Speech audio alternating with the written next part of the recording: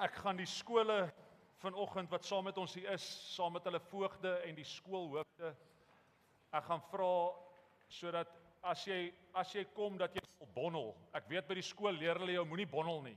Maar nou kom jy by die kerk, as jy die kerk jy moet bonnel. So moenie in 'n lang ry hier staan nie. As jy 'n skool kom staan hierso, die twee laerskole sal dan hierdie kant staan, die een hoërskool daai kant en die ander hoërskool. So ek gaan eerste laerskool Laurus na vorentoe kom, saam met hulle skoolhoof en voogde as hulle hier is. En dan aan hierdie kant is laerskool Wesbank.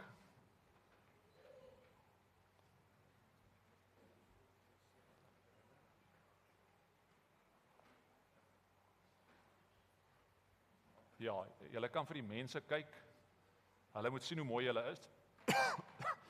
So Wesbank, julle kan nader staan. Julle moet hier voor my staan.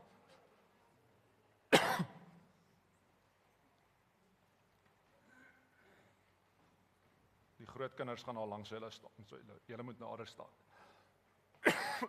Sorry. Dan gaan ek vra dat hoërskool Oudtshoorn aan hierdie kant en hoërskool Langehoven Gimnasium, sorry, saam hier voorkom staan.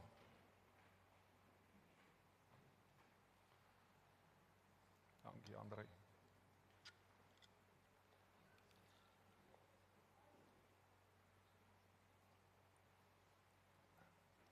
Kan ek vra dat Wesbank seuns, julle kan sommer hier voor die of laat die meisies voor staan, julle hier agter verby, meisies kyk julle, sodat Gim kan inskuif.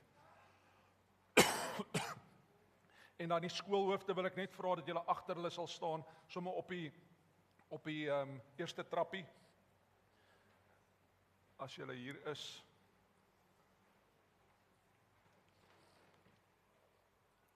So jy het 'n boekmerkie gekry. Maar voordat ons nou daar die boekmerkie kyk, wil ek vir my is leierskap is 'n kompleks rol. En as jy 'n leier word, dan word daar sekere dinge van jou verwag. Hoe jy jouself moet gedra, hoe jy die skool verteenwoordig en hoe jy ander ook lei. Maar in die skrif gee die Bybel, want die wêreld gee 'n vorm van hoe leierskap moet wees, en leierskap kry amper 'n ding dat jy verhewe is bo almal anderste. En die wêreld skep 'n prentjie dat jy is dan die beste en jy moet nog meer wees en jy moet nog meer bereik. En hoe meer jy van jouself kan maak, hoe minder word ander.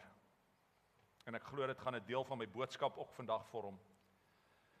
Maar die skrif sê eerstens, jy moet jouself minder ag. Filippense 2 vers 3 tot 5 sê, moenie iets doen uit selfsug of uit ydelle eer nie, maar in nederigheid moet die een die ander hoër ag as homself. So jy moet jouself laer maak sodat ander om jou, leerlinge, onderwysers, hoër geag kan wees. Julle moet nie elkeen na sy eie belang omsien nie, maar elkeen ook na die ander sin. Want hierdie gesindheid moet in julle wees wat ook in Christus was. So as jy na Christus se karakter kyk, dan sien jy dat Christus homself altyd minder gemaak het. En hy het ander verhewe. Hy het ander opgetel. So wanneer jy vra vir jouself, is ek besig om die regte ding te doen, dan kyk jy na wat Jesus vir ons gewys het. Hy het homself altyd minder gemaak. So jy moet jouself altyd minder ag. Vir my so awesome, ek is besig om 'n boek te lees, en dis nou nie hier by ons nie, ons het die weermag hier naby ons, maar die Amerikaanse Navy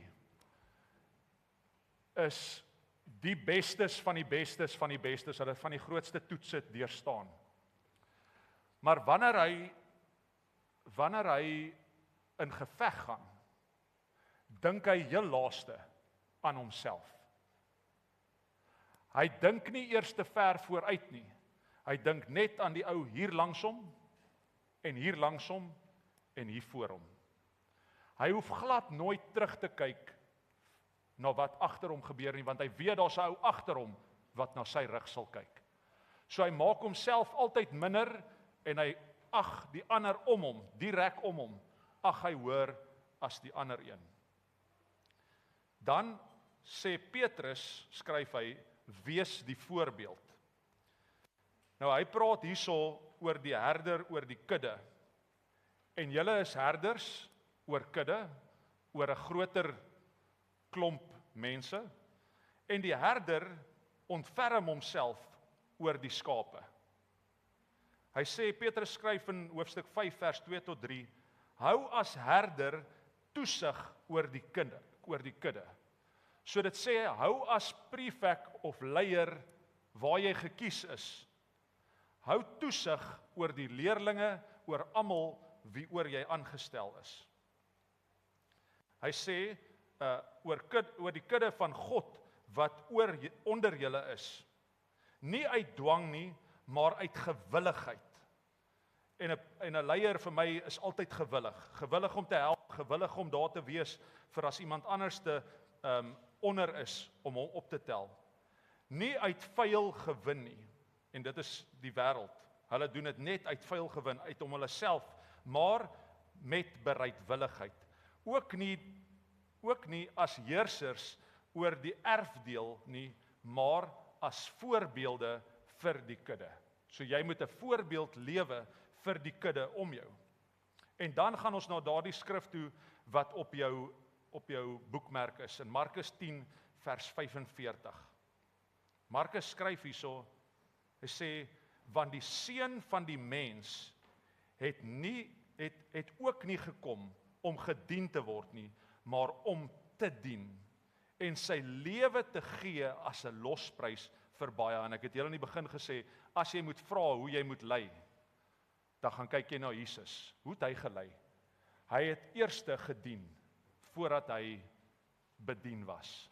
So dis nie uit wat jy kan kry nie, maar wat jy vir ander mense kan gee. Ek wil eers vra dat ons hande sal uitstrek na hierdie leerders, van hulle matriek, van hulle bietjie jonger, van hulle graad 7, hulle is die grootes van die laerskool en volgende jaar dan is hulle nou weer die kleintjies, om daai transition te maak ook, of verandering in die lewe, maar dat ons altyd nie net as die balkie wat op my baadjie of op my kraag is nie, maar dat ons altyd sal lei met daai integriteit. Al is daardie balkie dan na ruk nie meer daar nie. Hoe sal jy dan lei?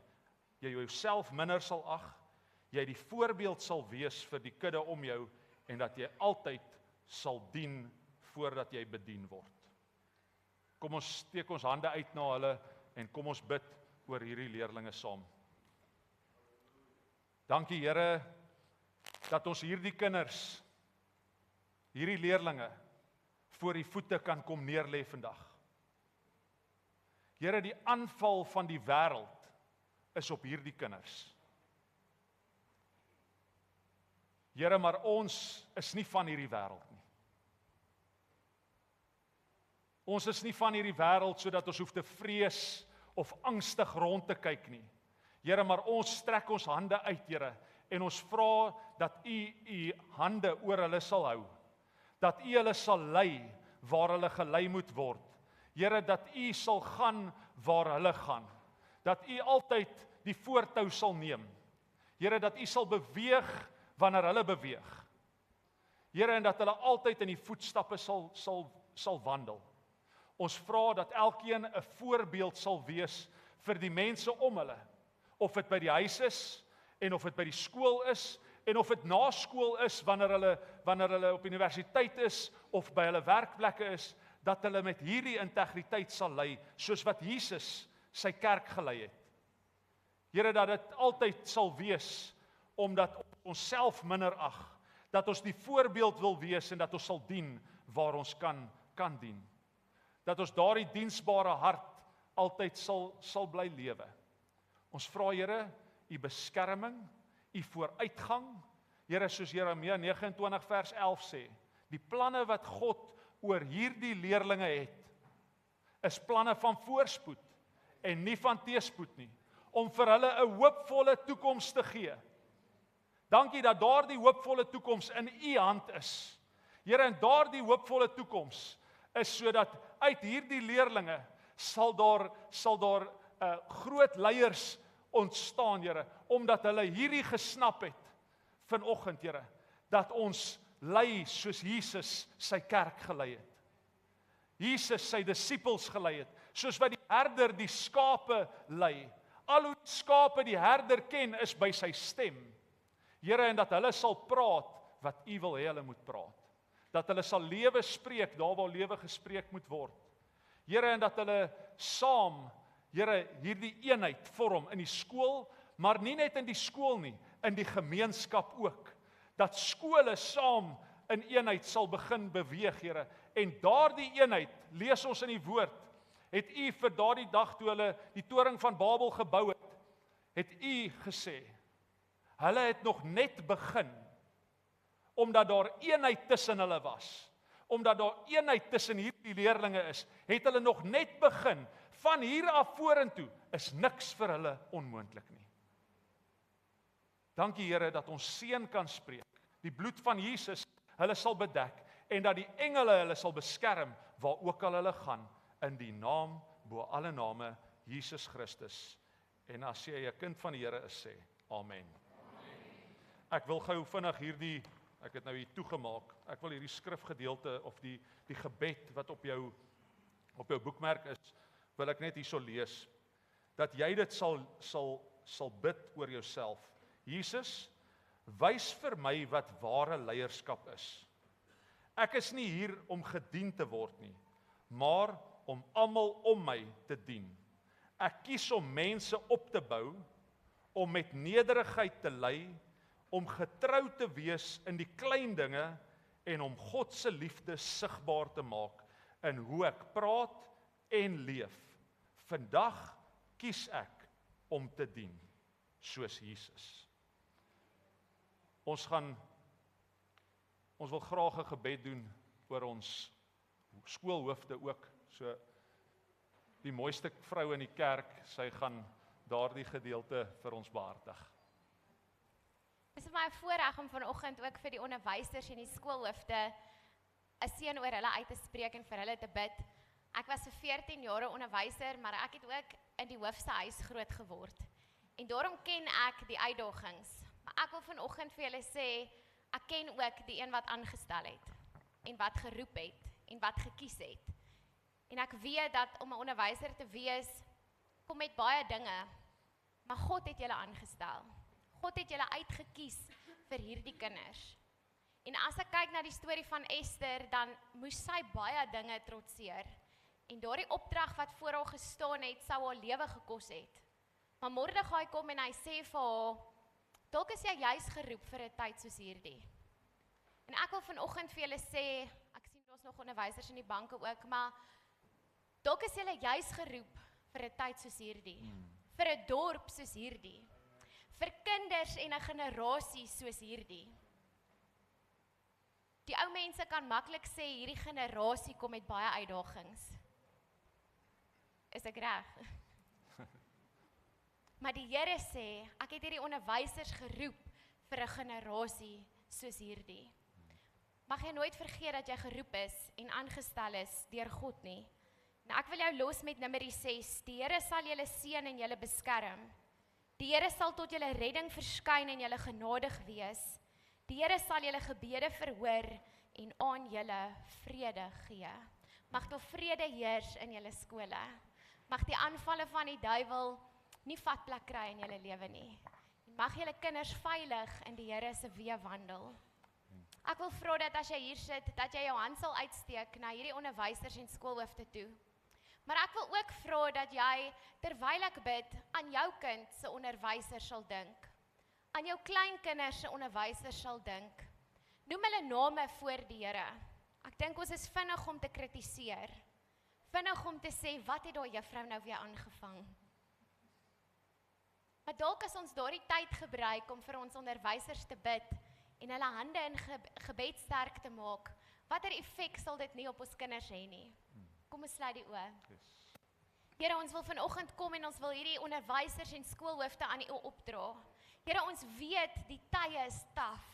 Ons weet die vyand is uit om te steel, slag en te verwoes. Maar Here, ons wil vanoggend kom en ons wil met vrymoedigheid juig en getuig dat U God is. Amen. Dat U hand van beskerming oor ons kinders en ons skole het. Dat U die een is wat gekies het en geroep het en aangestel het in posisies.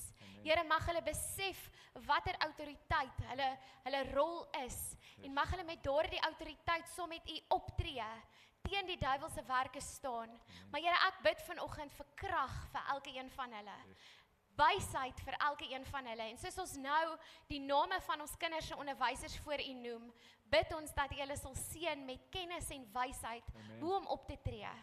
Here, ons bid dat U hulle sal seën met krag wanneer hulle deur die nag werk aan ons kinders se toetse te merk, boeke te merk, na te sien, lesse voor te berei. Here, bid ek dat U hulle ook die krag sal gee om voor te berei in die lesse wat niks met die boek te doen het nie. Niks te doen het met die letters en die woorde wat aangeleer moet word nie. Maar Here, die lesse van hierdie lewe. Here, ek bid vir positiwiteit in ons onderwysers, sodat hulle U krag sal ervaar wanneer hulle daar voor staan. 'n Voorbeeld sal wees van wie U is, sodat ons kinders dit sal sien, dit sal leer. En wanneer hulle uitstap sal sê, ek is geleer hoe om soos Jesus te wees. Yes, amen. Here, ek vra dat U ook hierdie onderwysers met liefde sal seën, oor genoeg liefde om elke dag uit te deel. Al is hulle moeg, al is die program vol, Here, bid ek dat U hulle sal seën met genade, om elke dag hierdie belangrike taak te doen. Mag hulle lippe vol van positiewe woorde wees, sodat wanneer hulle oor ons kinders spreek, dit opbouende woorde sal wees.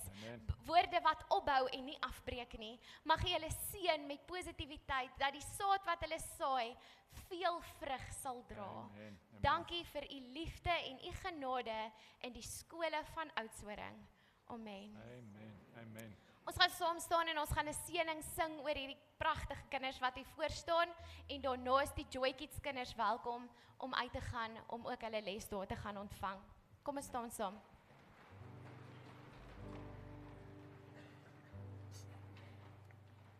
Ek wil net gou bevestig, as die Here hulle gekies het vir prefekte, dan sê julle hulle is perfekte prefekte. Ek moet dit seker maak.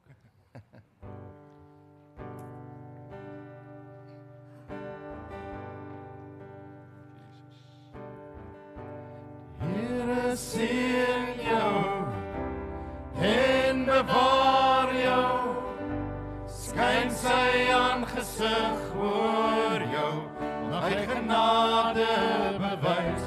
Here draai sy gesig na jou, mag hy jou vrede gee.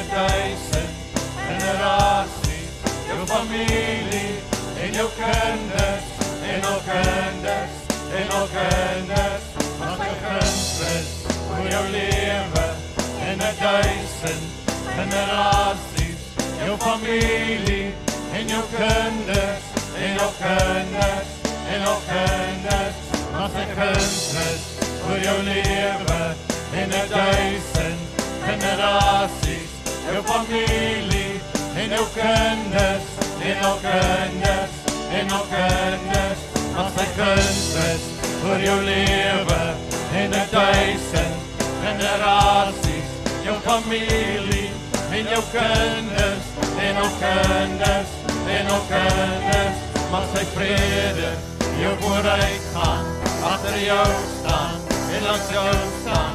Hy wil bring jou, hy is in jou, hy is met jou, hy is met jou, in die oggend, in die ander, in jou doene, in jou late, in jou hartseer, in jou vrede, hy is vir jou, hy is vir jou, hy is vir jou, hy is vir jou, hy is vir jou.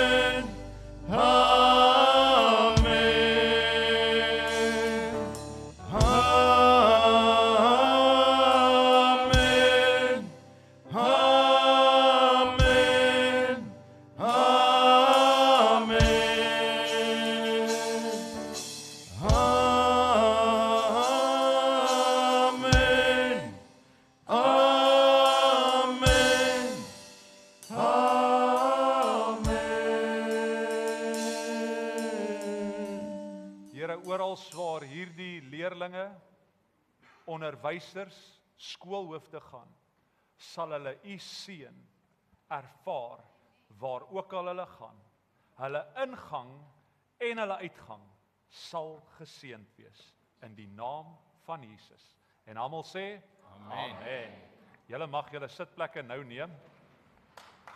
Amen. Kom ons gee vir hulle 'n hande klap. Amen.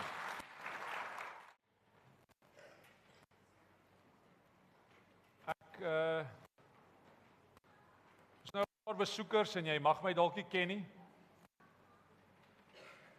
So ek is 2 Oktobers terug, 2024 Oktober is ek hier op 'n onderhoud naweek voordat die beroep plaasgevind het.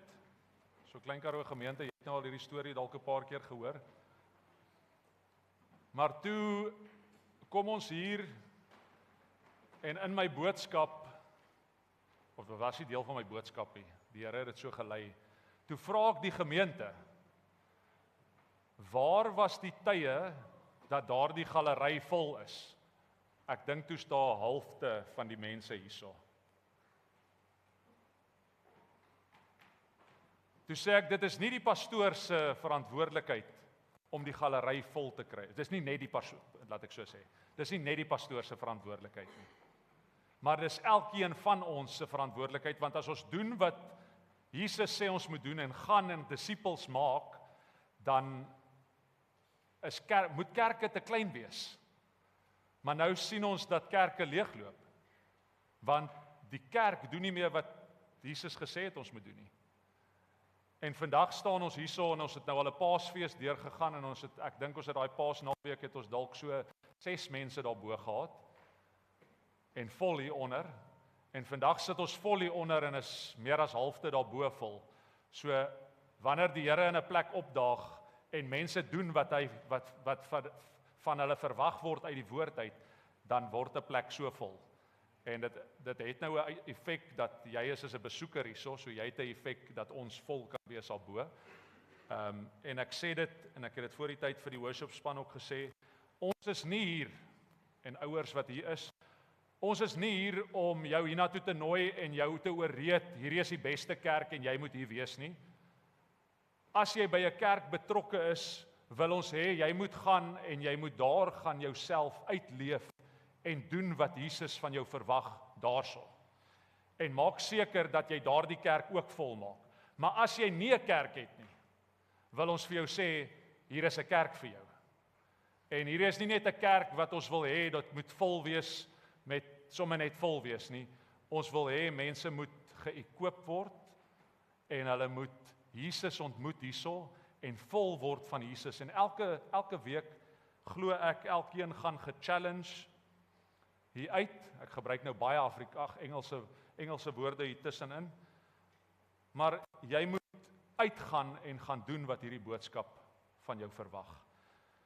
So ons gaan begin met die boodskap. Ons is tans besig met 'n reeks geopende heerlikheid, en ons is in week 3 van hom. En die eerste week het ons gepraat oor dat jy is 'n verteenwoordiger van God.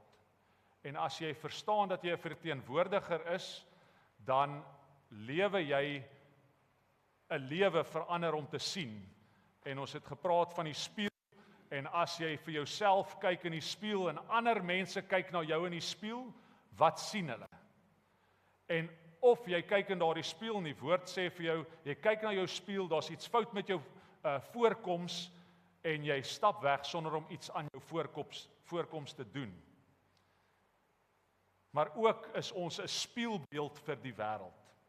Verlede week het ons gepraat om die geopende heerlikheid van die Here te ervaar, moet jy jou hart vernuwe. Daar moet 'n konstante vernuwing van jou hart wees. Van die kerke se harte is so verhard, en die woord sê, julle harte is so ver van my af, dat ek ken julle nie. Sodat ons harte, om sy geopende heerlikheid te ervaar in 'n gemeente, moet jy jou hart verander.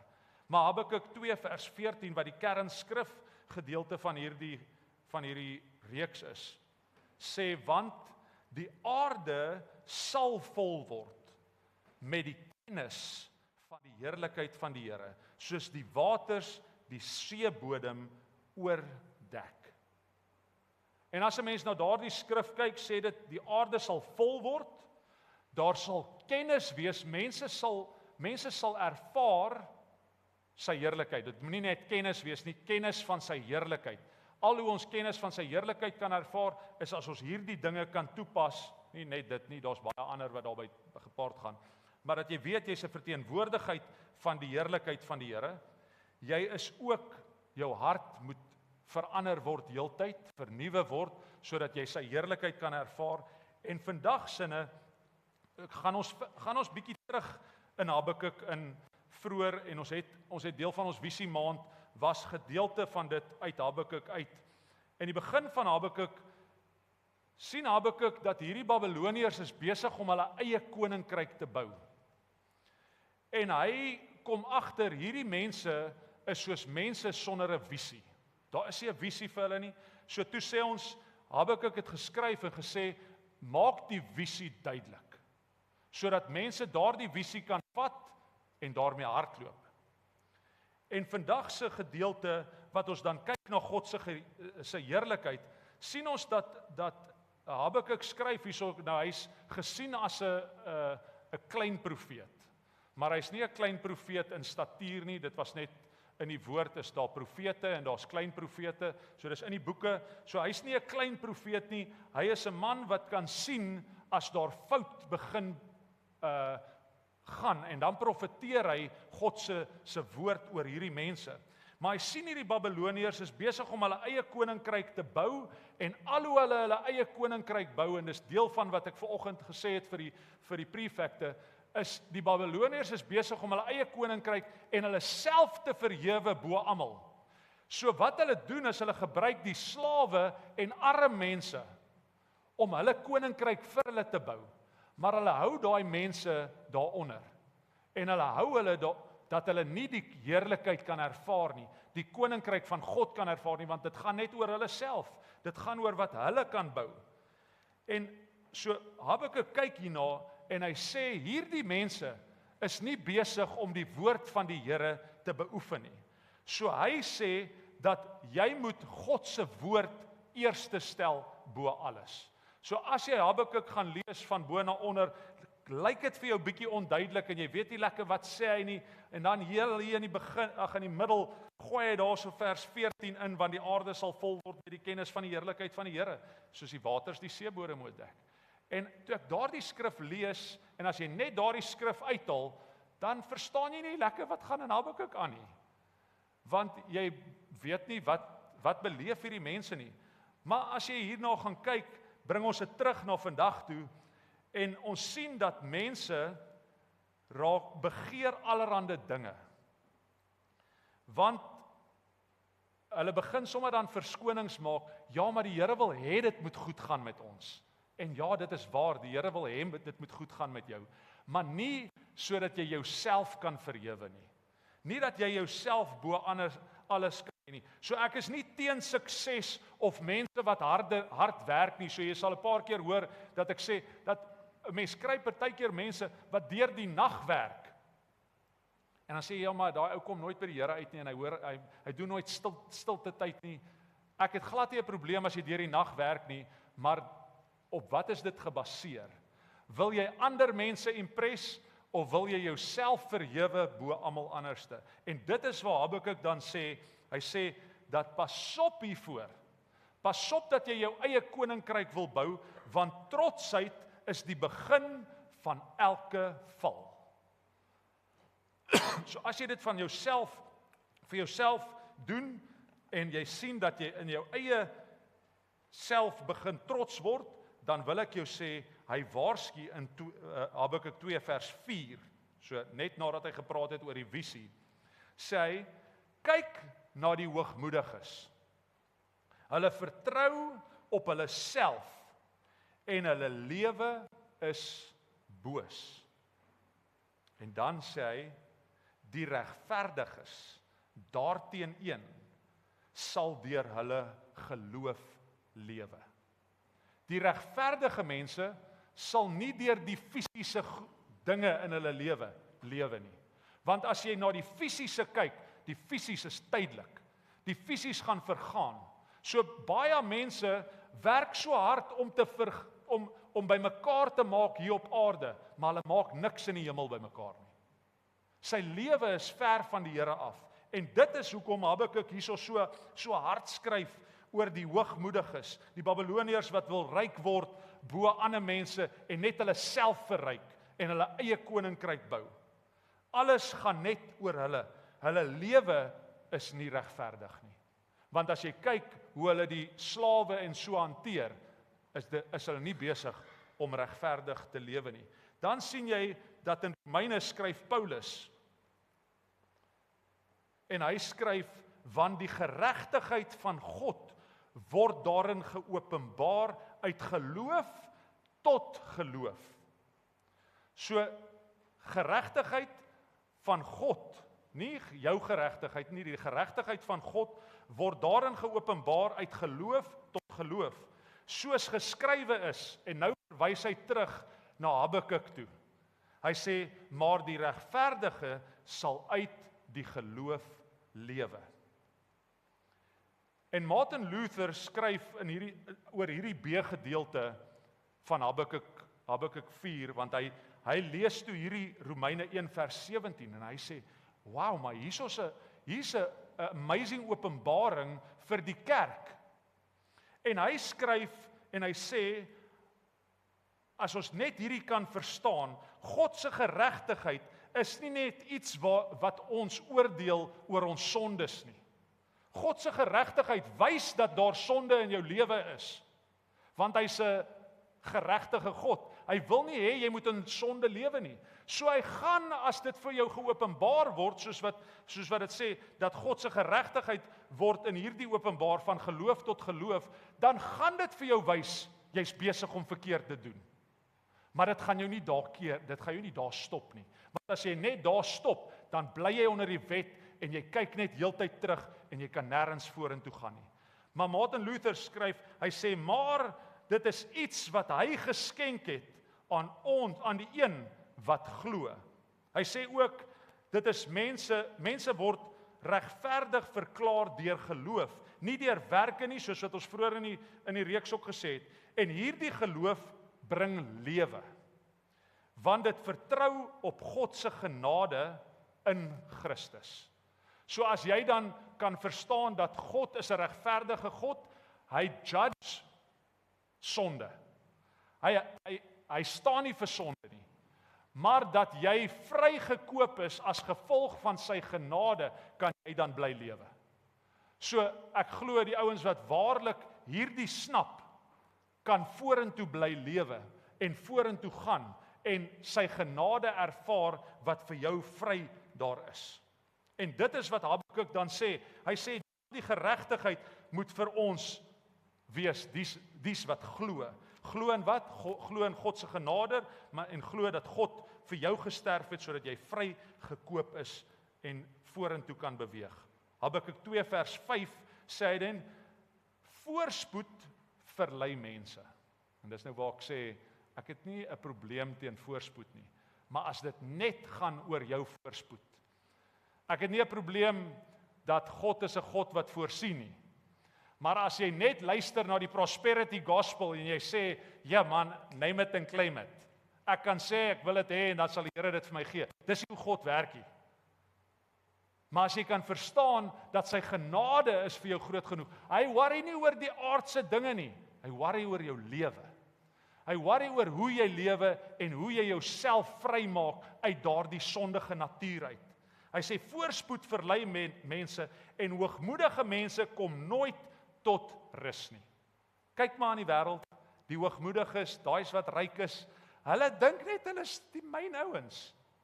En hulle kom nooit tot rus nie. As hy die een ding, hy sê, as ek maar net daai nice kar kan kry. As hy daai kar het, is dit die volgende ding wat hy wil hê. En hy net nog en hulle kom nooit tot rus nie. Maar Habakuk skryf, tog stel niks hulle ooit tevrede nie. In hulle gulsigheid versamel hulle baie nasies en volke as gevangenes. En dit is die hartseer daarvan, hulle trek almal anders saam met hulle in, om te dink hulle groei iets, maar eintlik kom hulle nooit tot rus nie. 1 Johannes 2 vers 15 tot 17, waarsku Johannes hierso. Moenie die wêreld lief hê, of die dinge wat in hierdie wêreld is nie.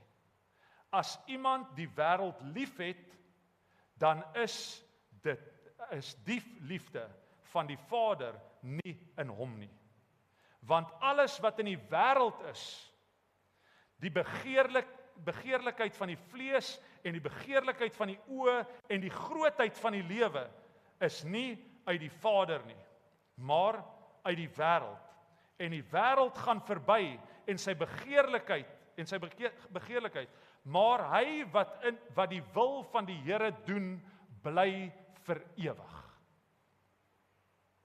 So Klein Karoo gemeente, ek wil jou vra, hierdie waarsku Johannes teen, maar hy sê, maar hy wat die wil van die Here doen, bly vir ewig. Die Bybel vir almal het dit vir my so mooi gesê in hierdie vertaling. Hy sê, julle moenie lief wees vir hierdie sondige wêreld en vir die dinge van hierdie wêreld nie. As julle lief is vir die wêreld, dan is julle nie lief vir die Vader nie. Die mense van die wêreld doen graag slegte dinge. Hulle wil alles hê wat hulle sien, hulle is hoogmoedig oor alles wat hulle doen. Dit alles kom van die wêreld. Dit kom nie van die Vader af nie. Die wêreld en die dinge wat die mense van die wêreld graag wil doen, sal verdwyn. Maar almal wat doen wat God wil hê, sal altyd bly lewe. So as jy hierso kyk en jy sien wat sê Johannes hierso, hy sê as jy aanhou lewe in sonde en aanhou lief is vir die wêreld, sal jy nie doen wat is jy nie lief vir die Vader nie. As jy slegte dinge doen en dit alles om net jou eie beeld te blaas, hoogmoedig raak en die wêreld aangryp, al daardie dinge gaan vergaan. Dit sê ons maak ook by mekaar hier op aarde en daardie dinge gaan vergaan hier op aarde. Maar dat jy hemels sal dink, dat jy jou oë sal opslaan na die Here, sal bymekaar maak in die hemel. God wil jou verander. Jy moet hom ken vir wie hy waarlik is. Sy karakter is om jou vry te kry van sonde, en dis wat Habakuk hier sê. Kom weg uit hierdie wêreld en sy dinge uit, dit gaan jou moeg maak. En hy probeer daardie mense wat in Babylon vasgekeer is, probeer hy uitkry. En dit is my hart vanoggend, dat jy jouself sal minder maak, jouself sal verneder, al is dit dat jy sukses wil kry, maar dat dit nie die senterpunt van jou lewe sal vorm nie. Doen die wil van die Here. Nou vra baie mense my, maar Bjorn, wat is die wil van die Here? Dit is as jy sy koninkryk eerste stel. As jy doen wat die woord van jou vereis. En God se nommer 1 wil, en ek sê dit met vrymoedigheid, want ek weet wat Jesus gesê het, toe hy hier weg is. Sy nommer 1 doel is siele. Ek het gehoop ek gaan 'n amen daar kry. God se nommer 1 doel is siele. Hy wil hê mense moet wegdraai van hulle sondige natuur en hulle moet by hom uitkom. Hy worry nie oor al die ander nice dinge nie. Hy worry nie of jy 'n pastoor word en of jy 'n suksesvolle besigheidsman is en of jy 'n goeie werker by die werk is en of jy 'n goeie leier is by die skool nie. Hy worry nie daaroor nie. Hy worry nie oor hierdie dinge nie. Hy worry oor jou siel. Hy worry of jy Jesus aanneem en as jy ander mense vertel van Jesus. So dit gaan nie net oor jouself wat Jesus ontmoet nie. As jy Jesus ontmoet, dan moet jy ander ook gaan vertel om ook Jesus te ontmoet. So siele is sy nommer 1 prioriteit. En dan sy wil is sy kerk. En nie net Klein Karoo gemeente nie, die kerk as 'n geheel. Sy wil is dat sy kerk moet aanhou groei. So dit kan mens gemaak wees, dit gaan vou. As die Here deel is van 'n kerk, ken ek hom. Ek ken hom. Hy laat sy kerk floreer. En dis nie net floreer in nommers nie. Nommers is nodig want ons moet meer mense by die Here uitkry. Maar dit gaan oor die intimiteit waarmee mense dan beleef en groei in die Here. Want ons wil hê mense moet groei in die Here. Ons moet nie net heeltyd op melk bly lewe nie. Ons wil partykeer daai T-bone steaks ook eet. En daarom praat ons in hierdie reeks oor die geopende heerlikheid. Want ek wil hê die geopende heerlikheid moet vir Oudtshoorn oral daar wees. Dit is nie net in hierdie gebou nie, dis hoe lewe ons sy heerlikheid daar buitekant uit. Die boodskapvertaling van 2 Petrus 1 vers 4 sê, toe hy dit gedoen het hy boonop die wonderlikste en grootste belofte aan ons gegee. Sy doel met hierdie hemelse geskenk is om julle in staat te stel om nee te sê vir elke versoeking. Gee dadelik pad wanneer julle julle eie begeertes julle op sleeptou wil neem agter verkeerde dinge aan. So wat hy sê is draai weg van jou eie begeertes, jou eie sondes. Draai weg daarvan af. Dan kry julle al hoe meer deel aan God se karakter. Dan kry julle al hoe meer deel aan God se wil vir jou lewe. As jy wegdraai van jou sondige natuur is. Daarin is jou oorwinning. Daarin is die openbaring van sy heerlikheid vir jou. Wanneer ons hoogmoedigheid en ons begeertes vir die wêreld van die wêreld af neerlê, ervaar ons God se karakter. En wanneer ons sy karakter ervaar, dan beleef ons oorwinning in ons lewe. In ons geestelike lewe en in ons fisiese lewe. Ons self, nie uit onsself nie, maar soos wat daardie skrif in Habakuk 2 vers 4 sê, uit deur die geloof. Deur die geloof word sy heerlikheid aan ons openbaar. Dis wanneer mense se geloof opgelig word, dat die geopenbaarde heerlikheid.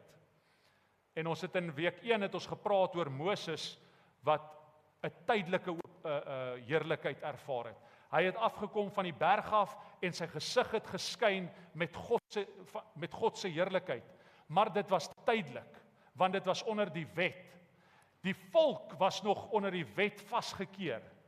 So daarom, omdat hulle nie vernuwe was nie, kon hulle nie die heerlikheid van God ervaar nie. En toe het Moses 'n sluier oor sy gesig gesit, want hy was bang dat hierdie mense hom nie meer gaan volg as die heerlikheid van hom al weggaan nie. Maar ons is nie meer onder die wet nie, ons is onder die nuwe verbond van genade. En wanneer ons snap dat hierdie vir ons is die geopende heerlikheid, die sluier is weggeneem van ons harte en oor ons oë, dan kan ons die heerlikheid van die Here ervaar in die heeltyd. Maar jy moet eers jou hart verander, jy moet weet jy's 'n verteenwoordiger van die Here en jy's 'n spieelbeeld. Daai een skrif het gesê jy's 'n brief wat ander mense lees. En wat lees mense van jou wanneer hulle jou brief lees? Maar, en dan vandag sinne, is jy moet wegdraai van sonde af en doen wat wil van die Here is. Ek wil hê jy moet jou oë sluit, net daar waar jy is. Johannes 5 vers 4 sê, want alles wat uit God gebore is, oorwin die wêreld. En dit is die oorwinning wat die wêreld oorwin het, naamlik ons geloof. Alles wat uit God gebore is, oorwin die wêreld. As jy uit God gebore is, oorwin jy die wêreld. Maar waaroor is dit? Die geloof. Net daar waar jy is, wil ek hê, nee, jy moet dink aan die persoon langs jou, wat het hy hierdie week verkeerd gedoen, en hoekom het die heerlikheid van die Here oor hom gestop nie? Ek wil hê jy moet net by jouself dink.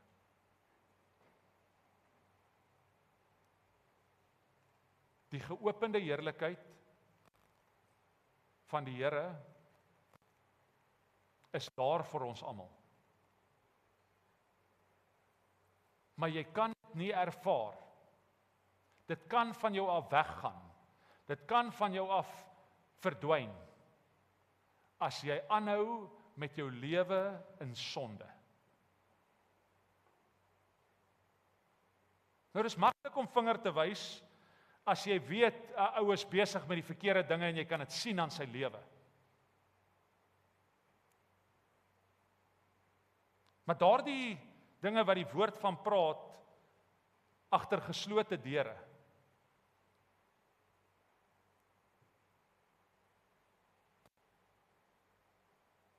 Waarmee is jy besig?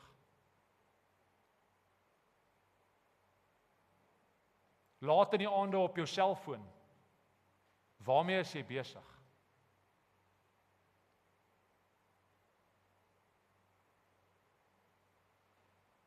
Daai games wat woede in jou opwakker. Waarmee is jy besig? Verheerlik dit die Here of verheerlik dit die wêreld?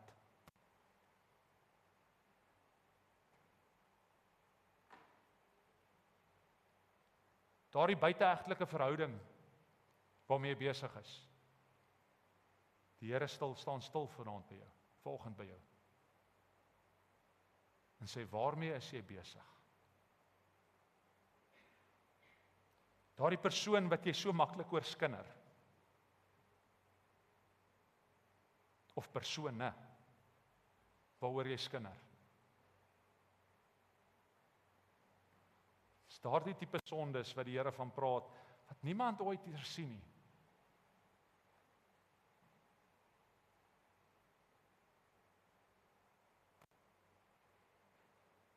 Die kerk is ook partykeer skuldig aan hierdie tipe skinnery.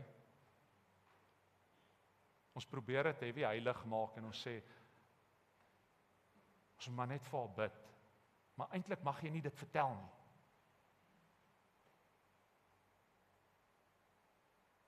Die Here vra jou, waarmee is jy besig?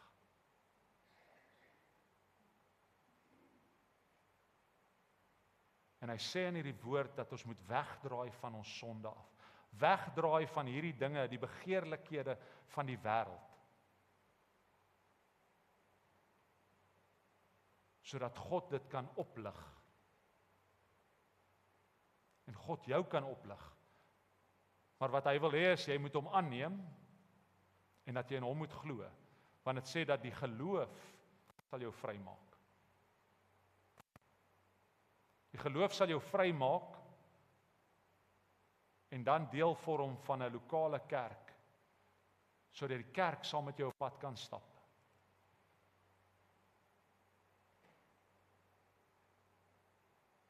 Net daar waar jy is, as jy besig is met die verkeerde, wil ek net hê, jy moet, as jy wil wegdraai van jou sondes af, net jou hand in die lug opsteek, en vinnig laat sak. Niemand omkyk nie. Vinnig opsteek, en laat sak. Daardie WhatsApp groepe, wat jy so maklik deel vorm van, mense bespreek, foto's vir mekaar, heen en weer stuur. Gaan 'n paar hande op.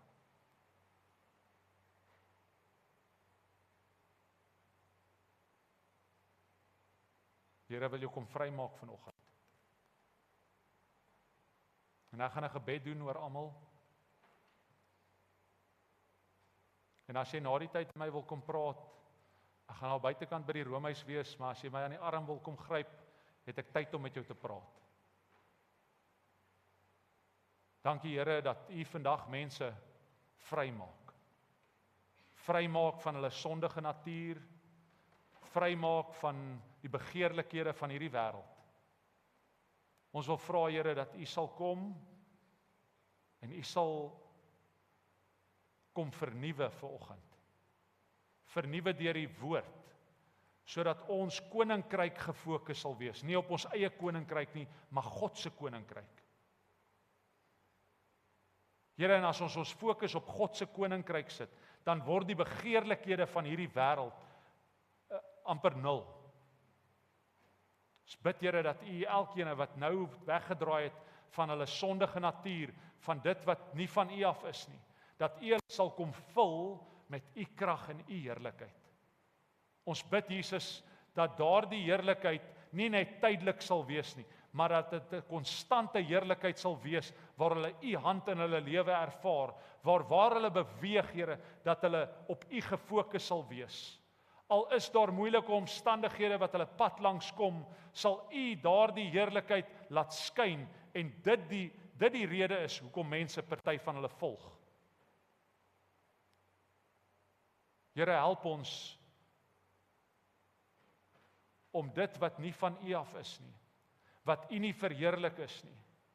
Here, dit wat U in die woord nou sê, dat dit maak dat ons nie U liefde in ons het nie. Here, verwyder daardie dinge wat ons ver van U afhou, en sodat ons vry kan wees van die begeerlikhede van hierdie wêreld. Here, help ons om U woord eerste te stel, sodat ons U woord sal volg, U woord sal bestudeer, U woord sal sien soos wat dit is, die beloftes wat in die woord is, dat ons daaraan sal vashou, meer as die dinge van die wêreld. In Jesus naam bid ons dit. Hy wat sit in die skuilplek van die Allerhoogste, sal vannag in die skaduwee van die Almagtige. Ek sal tot die Here sê, U is my bergvesting, U is die God op wie ek vertrou. Dit is hy wat jou sal red uit die net van die voëlvanger, van die verderflike pes. Hy sê jou dek met sy vlerke, en onder sy vleuels sal jy skuil. Sy trou is 'n skild en 'n pantser. Jy hoef nie te vrees vir die skrik van die nag, die pyl wat bedags vlieg, die pes wat in die donker wandel, of die siekte wat op die middag verwoes nie. Al val daar 1000 aan jou sy, of 10.000 aan jou regterhand, na jou toe sal dit nie aankom nie. Net met jou oë sal jy dit aanskou en die vergelding van die goddelose sien. Want U, Here, is my toevlug. Die Allerhoogste het jou beskutting gemaak. Geen onheil sal jou tref en geen plaag sal naby jou tent kom nie. Hy sal sy engele aangaande jou bevel gee om dit te bewaar op al jou weë, sodat jy jou voet teen geen klip stamp nie. Op die leeu en die adder sal jy trap, op die jong leeu en die slang sal jy vertrap. Omdat hy my liefhet, sê God, daarom sal ek hom red. Ek sal hom beskerm, omdat hy my naam ken. Ek sal hom uitred en eer aan hom gee. Met lengte van dae sal ek hom versadig, en ek sal hom my heil laat sien. Amen, amen en amen.